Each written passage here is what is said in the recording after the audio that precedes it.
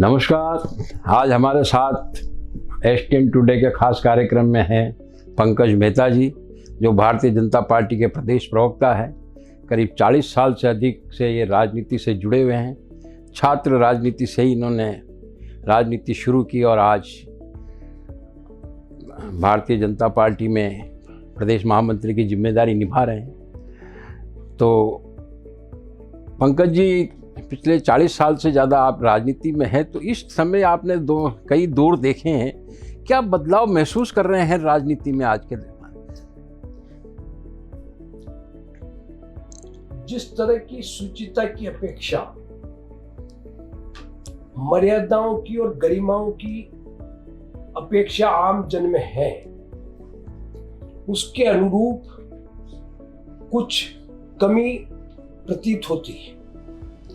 आज राजनीतिज्ञों में वाणी संयम लुप्त सा हो गया है। मर्यादाहीन भाषा बोलना राजनीतिज्ञों की आदत बन गई। उसके पीछे हो सकता है समाचार पत्रों की सुर्खियां बटोरना, जनता के बीच चर्चित होना, लेकिन मैं समझता हूं इससे संदेश अच्छा नहीं जाता है। राजनीति में गरिमा और मर्यादा अति आवश्यक है। पुराने नेताओं का अगर हम उनके जीवन का अवलोकन करें तो हम पाएंगे संसदीय परंपराओं में ऐसे कई उदाहरण हैं जो घोर विरोधी होने के बाद वैचारिक रूप से भारी भिन्नता के होने के बावजूद उनकी भाषा संयमित होती थी, उनका आचरण श्रेष्ठ होता था और उनका व्यवहार बहुत उत्तम किस्म का होता था, जिसके उदाहरण अनेक हमारे सामने हैं। ये जो गिरावट आई है, भाषा की गिरावट, ये केवल स्थानीय स्तर पर ही नहीं, ये पूरे नेशनल लेवल तक चल रही है, पूरे राष्ट्र। तो ये क्यों इस तरीके की भाषा का उपयोग हो रहा है? अपन ने पहले भी देखा है कि चाहे पक्ष हो विपक्ष हो, आपस में मिलते थे, जुलते थे, एक दूसरे के सुख दुख में साथ थे, लेकिन आजकल इसे व्यक्तिगत कट्टरता आ गई है। इसमें राजनीति में सैद्धांतिक और वैचारिक मतभेद होने चाहिए, लेकिन आपसी कटुता को कोई स्थान नहीं दिया जाना चाहिए। मैं ऐसे कई उदाहरण आपके सामने रख सकता हूं। अगर हम राष्ट्रीय स्तर की बात करें, पंडित जवाहरलाल नेहरू जी और अटल बिहारी जी वाजपेयी, इंदिरा जी और अटल बिहारी वाजपेयी जी, इंदिरा जी और राम मनोहर लोहिया जी, राजस्थान में मोहनलाल सुखाड़िया और भैरव सिंह जी शेखावत, मोहनलाल जी सुखाड़िया के बाद हरिदेव जोशी और भैरव सिंह जी शेखावत। विरोध होता था, जमकर विरोध, जोरदार प्रभावी तरीके से विरोध, बात तार्किक होती थी, लेकिन एक सीमा तक, कोई भी मर्यादा का उल्लंघन नहीं करती थी। लेकिन आज तथ्यों से परे होकर बात करना, तथ्यहीन बातें करना और मर्यादाहीन भाषा का प्रयोग करना निश्चित रूप से अफसोसजनक है। यहां तक कि विपक्ष के नेता, सदन के नेता देश के प्रधानमंत्री के लिए अपशब्दों का प्रयोग कर दें, इससे ज्यादा लज्जाजनक बात नहीं हो सकती। आपने शुरुआत करी राजनीति में विद्यार्थी परिषद से, फिर आप कांग्रेस में रहे, कांग्रेस में काफ़ी पदों पर आप एक अलग ही छवि आपने कांग्रेस में भी बनाई थी।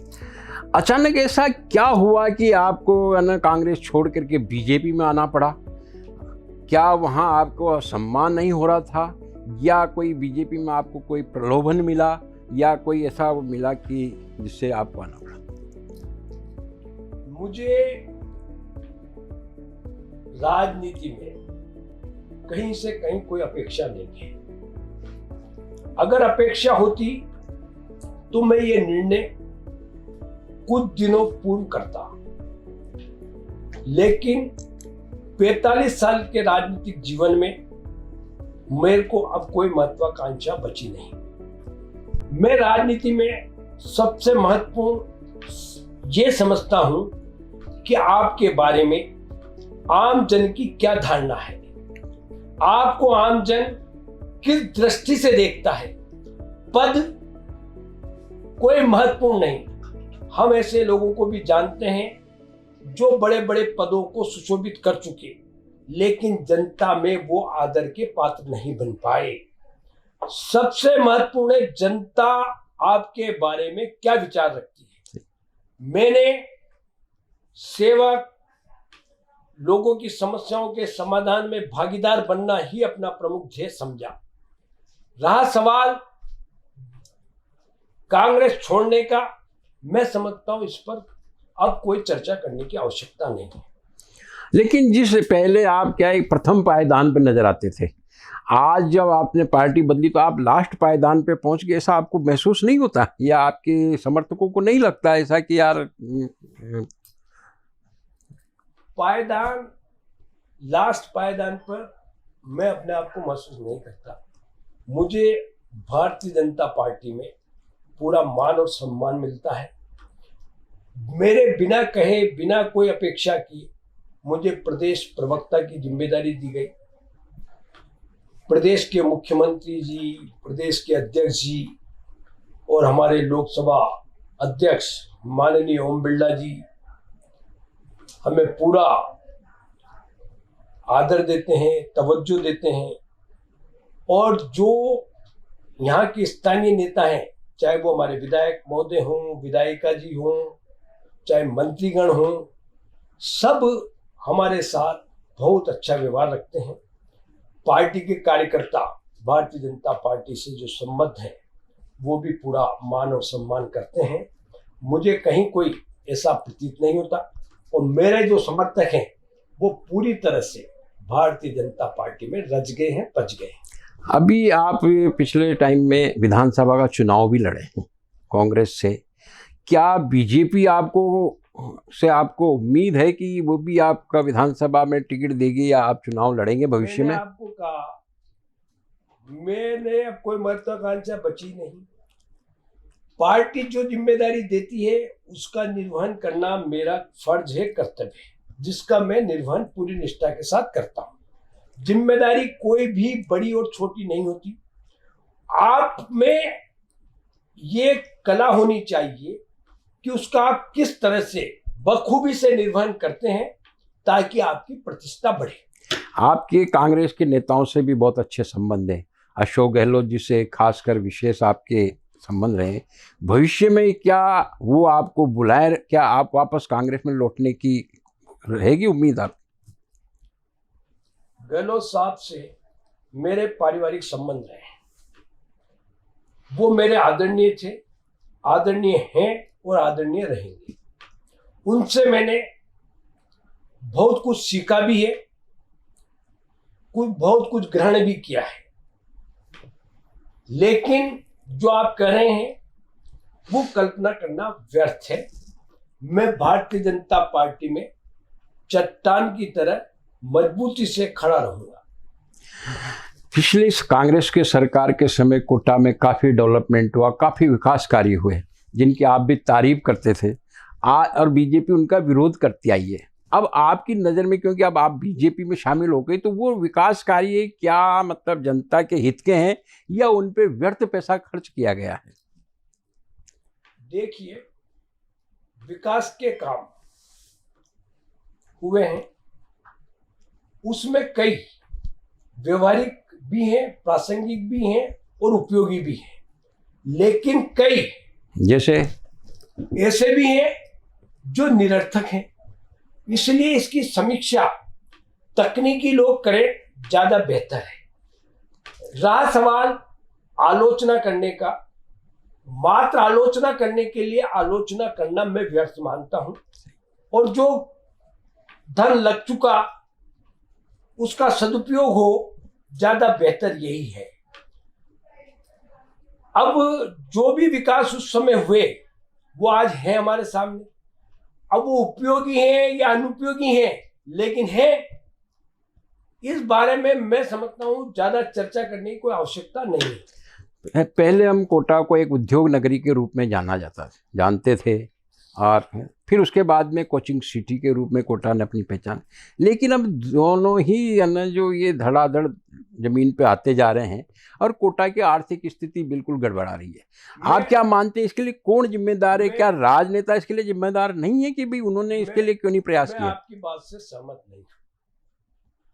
आज कोटा के इर्द गिर्द अनेक उद्योग स्थापित हो चुके हैं या स्थापित होने जा रहे हैं। आप यहां से 17 किलोमीटर दूर तालेड़ा की ओर जाएं और तालेड़ा से केसराय पाटन रायथल वाला रोड देखें, उद्योगों का अंबार लग गया। उद्योग लग रहे हैं, औद्योगिकरण हो रहा है। नए नए प्रयास माननीय लोकसभा अध्यक्ष जी द्वारा किए जा रहे हैं। कोचिंग सिटी निश्चित रूप से कोटा को औद्योगिक नगरी के साथ साथ शैक्षणिक नगरी कहलाने का गौरव प्राप्त हुआ, जो आज भी मेरी नजर में चिरस्थायी हैं। जो परिणाम आए, जो कोटा के कोचिंग संस्थाओं ने परिणाम दिए, वो अद्वितीय हैं। 1, 2, 3 कोटा से, इससे बड़े गौरव की बात हमारे लिए हो नहीं सकती। और खुशी की बात यह है कि हमारे यहाँ पर कोचिंग करने वाले छात्र और छात्राओं की संख्या में बढ़ोतरी हुई है। यह हमारे लिए संतोष की बात है। आर्थिक स्थिति मैं समझता हूं कोटा की सुदृढ़ है।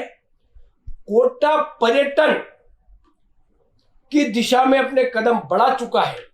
मुकंदरा वन अभ्यारण्य और रामगढ़ बूंदी का वन अभ्यारण्य इस दिशा में नींव का पत्थर साबित होगा। हमारे पास चंबल है।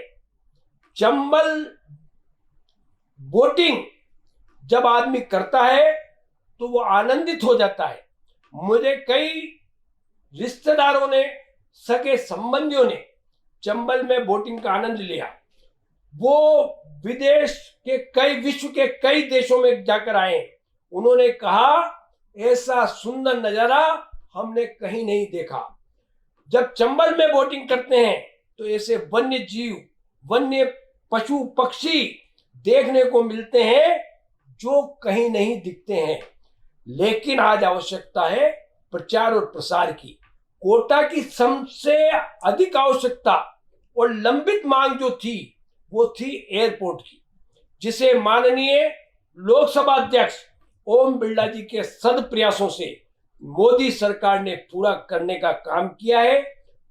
शीघ्र ही हमारे यहां से हवाई सेवा शुरू हो जाएगी और उसके बाद मैं समझता हूं कोटा के विकास को पंख लग जाएगी। आप कह रहे हैं कि साहब कोचिंग से कोई मतलब इसमें कमी नहीं आई है, छात्र बढ़ रहे हैं, लेकिन आप एक रिक्शे वाले से पूछें, एक नाई से पूछें कि क्या स्थिति है। मतलब जो 2.5 लाख बच्चे होते थे, कोचिंग वालों ने अलग अलग जगह पे अपने सेंटर खोल दिए, वो बच्चे वहाँ रुक रहे हैं। यहाँ पे मात्र 80,000 बच्चे आ रहे हैं। तो कैसे 2.5 लाख बच्चों के आने के बाद में जो पैसा कोटा में आता था वो और आज 80,000 का आ रहा है, उसमें कितना डिफरेंस नहीं है? आप नहीं मानते सर?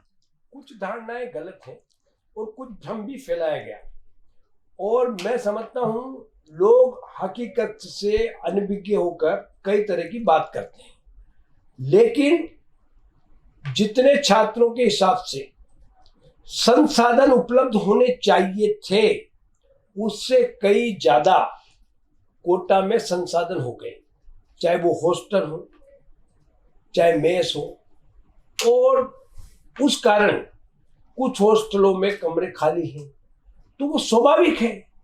लेकिन मेरा ये बहुत विश्वास के साथ मानना है कि आज भी पूरे देश का विद्यार्थी अपने भविष्य के लिए कोटा की ओर देखता है। कोटा उसकी प्राथमिकता रहती है। लेकिन आप देखो कि हमारे 12 रोड पे पूरा जो यहाँ बड़े बड़े हॉस्टल्स बने आज खाली पड़े हुए हैं। पूरे शहर में घूम जाए, अब नए कोटा में हर मकान पे टूलेट लगा हुआ है। जो हॉस्टलों में जो पैसा हाई लिया वो भरने के लिए कम पे आ गए। तो फिर कैसे अपन ये करें कि नहीं साहब ये तो आर्थिक स्थिति बेहतर है और यहाँ पे बच्चे आ रहे हैं, कैसे माने इस बात? क्या आप ये नहीं मानते कि जो संख्या आनी है या जो निर्धारित संख्या उससे कई गुना अधिक लोगों ने बना लिए, तो वो तो ये समस्या तो आनी थी। और आज एक छोटे से प्लॉट पर 80 कमरे बना लेना, तो 8, 10, 15, 20 अगर उसमें खाली भी हैं तो थोड़ी बर्दाश्त भी करना चाहिए, थोड़ी धैर्य भी रखना चाहिए। लेकिन हम सब शहरवासियों का, जिसमें सब शरीक हैं, उन सब का ये प्रयास होना चाहिए कि और अधिक छात्र और छात्राओं की संख्या बढ़े, ताकि हमारे कोटा के लोगों को अधिक से अधिक रोजगार उपलब्ध हो सके। तो ऐसा नहीं लगता है कि भाई जिस तरीके से आर्थिक स्थिति बढ़ी, लोग बेरोजगार हो रहे हैं, उसके कारण जो शहर की कानून व्यवस्था बिगड़ रही है, अपराध बढ़ रहे हैं, मतलब रोज कहीं न कहीं चोरी, चाकूबाजी, गोलीबारी हो रही है? मैं इस बात से सहमत नहीं। बेरोजगारी नहीं बढ़ी। आज भी आप मजदूर लेने जाएं, तकलीफ आती है, मिलता नहीं है। प्लम्बर की तलाश करें, आपको घंटों घूमना पड़ता है, इंतजार करना पड़ता है। इलेक्ट्रिशियन के लिए आपको दर्जनों फोन करने पड़ते हैं। स्किल्ड आदमी मिलता नहीं। जो वास्तव में काम करना चाहता है उसके लिए रोजगार उपलब्ध है, लेकिन कोई काम ही नहीं करना चाहे, आलस और प्रमाद में ही रहना चाहे, और तो फिर उसका तो कोई इलाज नहीं है किसी के पास। तो आप नहीं मानते शहर में जिस तरीके से अपराध बढ़ रहे हैं और ना जो मादक पदार्थों की जो बढ़ रही है, ये बताते हैं पिछले शासन के मुकाबले अपराधों में कमी आई है। अपराध ये एक मानवीय सोच का कारण है। अपराधों पर रोकथाम होनी चाहिए, अंकुश लगना चाहिए, और अपराधियों के खिलाफ कठोर कार्रवाई होनी चाहिए, त्वरित कार्रवाई होनी चाहिए। लेकिन अपराधों को समूल रूप से समाप्त किया जाना संभव नहीं है। यह मानवीय स्वभाव है। आदमी चलते चलते लड़ पड़ता है, चलते चलते क्रोध आ जाता है, मारपीट में घटना बदल जाती है, चर्चा करते करते आक्रोश में आ जाते हैं, स्वार्थ के वशीभूत अपराध हो जाते हैं, लोभ के वशीभूत अपराध हो जाते हैं, और संस्कार विहीन समाज का निर्माण भी एक बहुत बड़ा कारण है। मैं समझता हूं हमें संस्कारवान समाज बनाने में अपनी जिम्मेदारी का और अपनी भूमिका का निर्वहन करना चाहिए। आज सबसे अधिक आवश्यकता है संस्कार की। विनय का गुण लुप्त हो रहा है, धैर्य समाप्त हो रहा है, लोभ और लालच की प्रवृत्ति बढ़ रही है, अनावश्यक खर्चे करने की प्रवृत्ति बढ़ रही है। हमने अपनी आवश्यकताएं असीमित कर ली। अगर हम अपनी आवश्यकताएं सीमित रखेंगे तो मैं समझता हूं बहुत सारी समस्याओं का समाधान स्वतः हो जाएगा। न पानी, आज अनाप शनाप पानी का दुरुपयोग करते हैं, फिर कहते हैं पानी नहीं आता। अरे भाई, जो काम, जो उपयोग हम 10 लीटर पानी में कर सकते हैं, उसके लिए 30 लीटर पानी व्यर्थ गंवा रहे, तो पानी की तो कमी आएगी। हमें किसने अधिकार दिया हम दूसरे के हिस्से का? लेकिन मेरा ऐसा मानना है, मैं बहुत क्षमा चाहते हुए ये निवेदन करना चाहता हूं, जो वस्तु जितनी आसानी से हमें उपलब्ध होती है हम उसका सदुपयोग करने की बजाय दुरुपयोग करते हैं, और पानी एक इसका बहुत बड़ा उदाहरण है। कोटा में पानी की सुगमता और सुलभता है, लेकिन मैं बहुत गंभीरता के साथ, दुखी मन के साथ कहना चाहता हूं, हमारे शहर में पानी का सबसे ज्यादा दुरुपयोग होता है। मतलब नागरिकों को जागरूक होना चाहिए, लेकिन उनको जागरूक करेगा कौन? ये जिम्मेदारी या तो सामाजिक संगठनों की है या फिर नेताओं की है, राजनीतिक लोग जुड़े हुए हैं। जिम्मेदारी है। इस जिम्मेदारी से कोई भी नहीं बच सकता। जागरूकता परम आवश्यक है।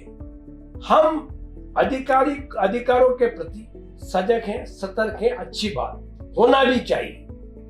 लेकिन हम कर्तव्यों के प्रति उतने ही उदासीन हैं जो बहुत ही पीड़ादायक है। हमें अधिकारों की बात करें, हमारा अधिकार बात करनी चाहिए, ये हमारी जागरूकता है, सजगता है, हमारा जांबाजपन है। लेकिन कर्तव्यों का भी हमें भान होना चाहिए। एक नागरिक के रूप में हमारा क्या दायित्व बनता है? हम जा रहे हैं सड़क पर, पानी बह रहा है, हम नल की टूटी बंद करने का श्रम ही नहीं करते। लाइट जल रही है, हम बंद करके जाना नहीं चाहते। चालू है, एसी चालू है, चल देते हैं। तो लाइट पे मुझे ध्यान आया कि ना जो पिछले दिनों ऊर्जा मंत्री ने भी कोटा में जो निजी कंपनी द्वारा जो किया जा रहा है यहाँ पे बिजली सप्लाई का काम, कहते हैं कि काफ़ी उसकी इस जो कार्य गतिविधियाँ हैं वो ठीक नहीं है, और गरीब बेचारा जो उनके हज़ारों के बिल आ रहे हैं या किसी के मीटर तेज़ दौड़ रहे हैं, कोई सुनता नहीं है। और उन्होंने यहाँ तक अभी ये KDL को मतलब गलत यहाँ दे रखा है। तो आप क्या मानते हैं कि वास्तव में गलत हो रही? KDL जो निजी कंपनी है जिसके जिम्मे कोटा का विद्युत प्रबंधन है, उसे अपनी कार्यप्रणाली में तत्काल सुधार करना चाहिए, व्यवस्थाओं को बेहतर करना चाहिए। वर्तमान में आम जन में संतोष नहीं है। स्वयं लोकसभा अध्यक्ष जी ने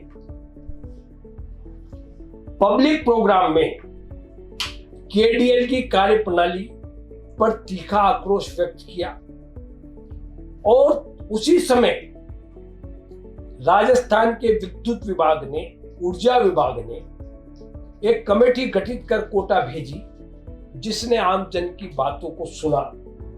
उसकी रिपोर्ट आना शेष है।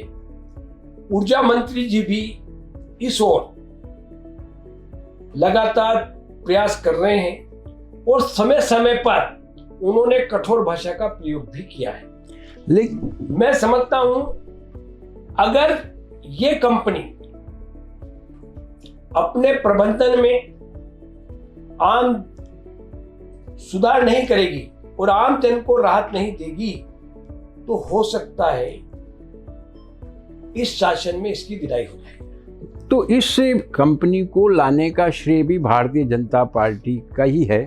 तत्कालीन मुख्यमंत्री वसुंधरा राजे के समय इस कंपनी को लाया गया था। तब क्या बीजेपी के लोगों ने ये नहीं देखा कि यार ये कंपनी है ना जो कर भी पाएगी नहीं पाएगी, जबकि आज कुछ लोग ये भी कहते हैं कि इसकी सेवाएं बेहतर है, शिकायत मिलते ही काम बढ़िया होता है। को इस मुद्दे को नहीं बांटना चाहिए। एक दौर चला निजीकरण की ओर जाने का,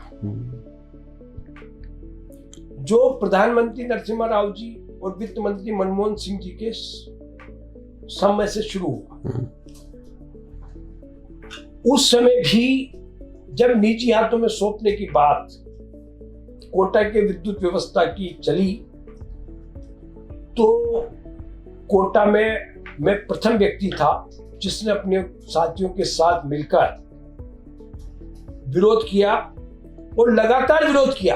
ऐसा नहीं जो आज ही विरोध हो रहे रस्मी तौर पर, एक दिन धरना हुआ, प्रदर्शन हुआ, इतिश्री।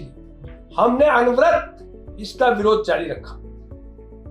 उस टाइम आप क्या हमारी चर्चाएं हुई बड़े स्तर पर, और उस समय ये विश्वास दिलाया गया था कि कोटा की जनता को बेहतर सुविधाएं दी जाएंगी। बीजेपी राज में अनुबंध हुआ, कांग्रेस शासन में क्या हुआ? अनुबंध जारी रहा, व्यवस्थाएं यही थी आज भी। लेकिन मैं निवेदन करना चाहता हूं कि कंपनी जो आई है उसे कोटा शहर की जनता को बेहतर सुविधाएं देना होगा, ये उसके लिए बाध्य है। वरना माननीय लोकसभा अध्यक्ष ने स्पष्ट कहा है कि इसको बैक टू पवेलियन कर दिया जाएगा। आप राजनीति के साथ सामाजिक संस्थाओं से भी जुड़े हुए हैं, तो और पारिवारिक जिम्मेदारियां भी आपके ऊपर, तो इन आपस में सामंजस्य कैसे कर पाते हैं आप? ऐसे हमारा संयुक्त परिवार है। तो परिवार के नाते हमारे अग्रज भ्राता, अनुज भ्राता, पुत्र, भतीजे ये पारिवारिक जिम्मेदारियों का निर्वहन कर लेते हैं। मेरे जिम्मे ज्यादातर सामाजिक उत्तरदायित्व का निर्वहन करना रहता है। राजनीति कार्यकर्ता के रूप में मैं अपने आप को समय पूरा देने का प्रयास करता हूं राजनीतिक गतिविधियों में, लेकिन फिर भी मेरा अधिकांश समय सामाजिक कार्यों में ही बीतता है और मुझे सामाजिक गतिविधियों में भाग लेने में, उसमें रुचि रखने में ज़्यादा आनंद की अनुभूति होती है। लास्ट क्वेश्चन है कि भाई शहर इतना बड़ा है, शहर की सबसे बड़ी समस्या है आवारा जानवर, आवारा कुत्ते, सफाई व्यवस्था, चाहे सरकार किसी की भी रही है, लेकिन आज भी सड़कों पर गंदगी है, गलियां अनज सड़ रही है, आवारा पशु डोल रहे हैं, लोगों को घायल कर रहे हैं। इसके लिए अभी तक कोई ठोस प्रयास, कोई ठोस नीति दोनों ही जो सरकारें रच चुकी वो नहीं बना पाई। आप क्या मानते हैं, क्या इसका समाधान के लिए कुछ होना नहीं चाहिए? निश्चित रूप से ये बड़ी समस्याएं हैं और इस समस्याओं से आम जन प्रभावित होता है। इन समस्याओं का समाधान होना चाहिए। हर समय प्रयास भी हुए, लेकिन धरातल पर प्रयास सफल नहीं हो पाए। मैं समझता हूं जहां सरकारी एजेंसियां इसमें और अधिक सक्रिय हो, लेकिन मैं फिर निवेदन करना चाहता हूं कि इन समस्याओं के समाधान में भी आम जन में जागरूकता बहुत आवश्यक है। आज हम देखते हैं दान देना अच्छी बात है, गाय को चारा डालना हमारी परंपरा है, पुण्य अर्जन का बहुत बड़ा कारण है, साधन है, लेकिन हम ये तो ध्यान रखें हम कहां चारा डाल रहे हैं। दान कीजिए, गौ सेवा कीजिए, बहुत अच्छी बात है। कुत्ते को रोटी देना हमारी सनातनी परंपरा है। शताब्दियों से एक रोटी गाय की, एक रोटी कुत्ते की निकालते आए हैं, लेकिन हमें कुछ न कुछ सजगता और सतर्कता रखने की भी आवश्यकता है। हमारे काम के करने से अन्य किसी को परेशानी ना आए। हम आज देखते हैं रोड पर सांड लड़ते हैं, कई लोगों को घायल कर देते हैं, मार देते हैं, कई लोग मौत के घाट उतर जाते हैं। ऐसी घटना निश्चित रूप से बहुत ही चिंताजनक है। हम पूरे शहरवासियों को जागरूक होकर इन अनसुलझी समस्याओं के समाधान के लिए आगे आने की आवश्यकता है, उसमें भागीदार बनने की आवश्यकता है। हो सकता है इसके लिए हमें अपनी आदतों में भी परिवर्तन करना पड़े, हमें अपनी कुछ पुरानी परंपराओं में भी परिवर्तन लाना पड़े। आज गाय को रोटी दी जानी चाहिए, लेकिन उसका स्थान निर्धारित हो। आज जो गोपालक हैं उन्हें भी अपनी गायों की सुरक्षा भी करनी चाहिए, रक्षा भी करनी चाहिए, उनका पालन पोषण भी करना चाहिए, लेकिन इस व्यवस्था के साथ कि मेरे गाय के द्वारा किसी आम जन को नुकसान नहीं पहुंचाए। रहा सवाल कुत्तों की, तो ये भी बहुत बड़ी समस्या है और इस संबंध में भी दो तरह की बहस पूरे देश में चल पड़ी, यहाँ तक कि यह मुद्दा सुप्रीम कोर्ट तक चला गया। मैं समझता हूं कि आम जन को अपनी धारणा ये बनानी चाहिए कि मैं जैसे जी रहा हूं, हमारा पड़ोसी भी और अन्य नागरिक भी उसी तरह सुख सुविधा के साथ जिए, आनंद महसूस करे, उसे कोई कठिनाई और परेशानी ना हो। ऐसी मेरा प्रयास होना चाहिए। तो ये थे पंकज मेहता जी हमारे साथ। आज इन्होंने बहुत सारे प्रश्नों के सारगर्भित जवाब दिए। इन्होंने माना कि कोटा कोचिंग सिटी भी है, औद्योगिक नगरी भी है और अब पर्यटन सिटी के रूप में भी आगे बढ़ रहा है। इनका मानना है कि समस्याएं हैं, लेकिन उनके समाधान के लिए लोगों को जागरूक होना पड़ेगा। अगर वो जागरूक होंगे तो कई समस्याओं का समाधान अपने आप हो जाएगा। तो आज हमारे कार्यक्रम में पधारे पंकज जी, नमस्कार। धन्यवाद।